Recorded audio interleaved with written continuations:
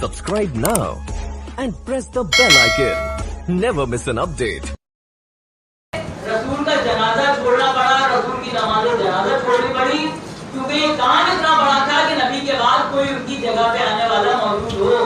तो जब आपको इतना पता है तो अल्लाह के नबी को पता नहीं था कि कितना बड़ा काम है, इसीलिए अल्लाह का नबी बार बार बता के गया, मदीन में बता के गया, और जाते जाते कह रहे थे कि जो बताया था अगर कहो तो लिख के भी दे दूं।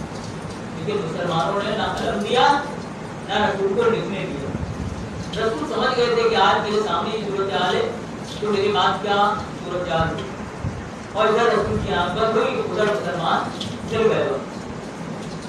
उस दरवाजे पे जिस दरवाजे पे अल्लाह का नबी सुबह आके अस्सलाम वालेकुम या ऐसे वैसे दरवाजा कहा करता था, उस दरवाजे पे मुसलमान आग और लकड़ियां ले आए। उस बीबी को अल्लाह का नबी अपनी जगह पे बिठाया करता था, अब खड़े हो जाया करते थे और अपनी जगह पे बिठाते थे। उस बीबी के दरवाजे पे आग लगाई गई और ये कहा गया कि अबू हसन को बाहर निकालो, नहीं तो हम इस दरवाजे को आग लगा देंगे। और मुसलमानों ने दरवाजे को आग लगा दी। बीबी टूटी हुई बस्तियों के साथ मौजूद है। छठे इमाम के दौर का वाक़या है। छठे इमाम के बाद सहाबी आया, आके कहने लगा मौला आपके जानने वाले को हुकूमत ने गिरफ्तार कर लिया है और करीब उसको सजा मौत की दे दी। मौला ने फरमाया कि उसकी क्या गुनाह किया है? कहने लगे कि गुनाह नहीं बल्कि वो कहीं जा रहा था, चलते चलते रास्ते में वो गिरा, उसकी पीठ पे चोट लगी और जैसे ही उसकी पीठ पे चोट लगी उसने आपकी जद्दा के कातिलों पे लानत दी। वो सरकारी एहलकारों ने कहीं खड़े हुए थे, उन्होंने सुन लिया, उसको गिरफ्तार करके ले गए और अब उसको सजा होने वाली है। मौला ने मुसल्लम से नमाज पढ़ी, नमाज पढ़ के दुआ की। कुछ दिन के बाद दोनों रिहा हो गया। मौला की कदम मौसी भी आया। मौला ने फरमाया कि जरा ये तो बता कि तुझे जब चोट लगी और मेरी पुष्प पे या जहां भी तुझे चोट लगी तो तूने मेरी जद्दा के कातिलों पे लानत क्यों लगी?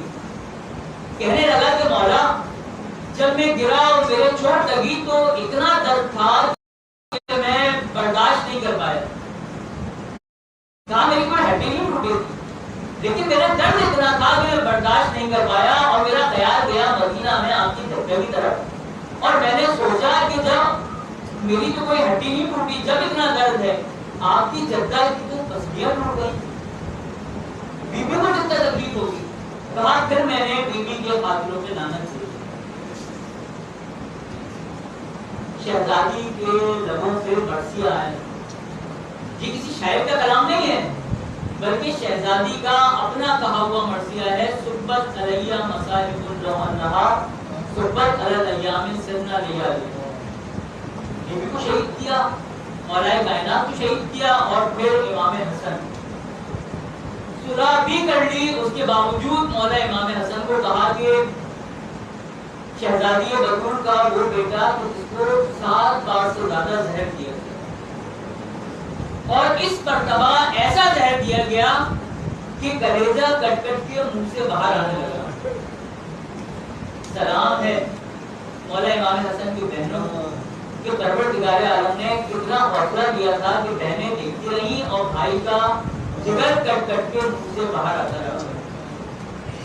कहा आखिरी रात थी मौला इमाम हसन की। मौला इमाम हसन ने वो पानी पिया जिसमें जहर मिला हुआ था।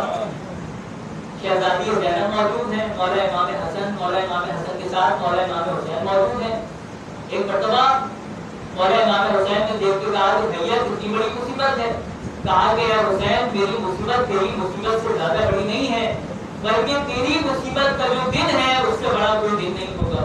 शहजादी ज़ैनब अपने भाई के लगन में कलेजे के जिगर के टुकड़े देख रही हैं और अजीब किस्मत पाई है शहजादी ज़ैनब ने कि यहाँ पे मदीने में हसन के टुकड़े देखे और करबला में हुसैन का लाशा घोड़ों से पामाल देखा। लेकिन जनाब ज़ैनब ने हिम्मत नहीं हारी। अजीजों मौला इमाम हसन सबको 2 बार छोड़ के रुखसत हुए। قاسم کو امانت تعویض دیا.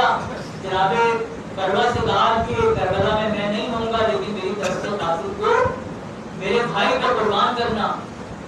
بہنوں نے اور بھائی نے مل کے مولا امام حسن کا جنازہ تیار کیا. عزیزوں یہ پہلا جنازہ تھا جو گھر سے نکلا ہے اور دوبارہ گھر پہ واپس آیا ہے.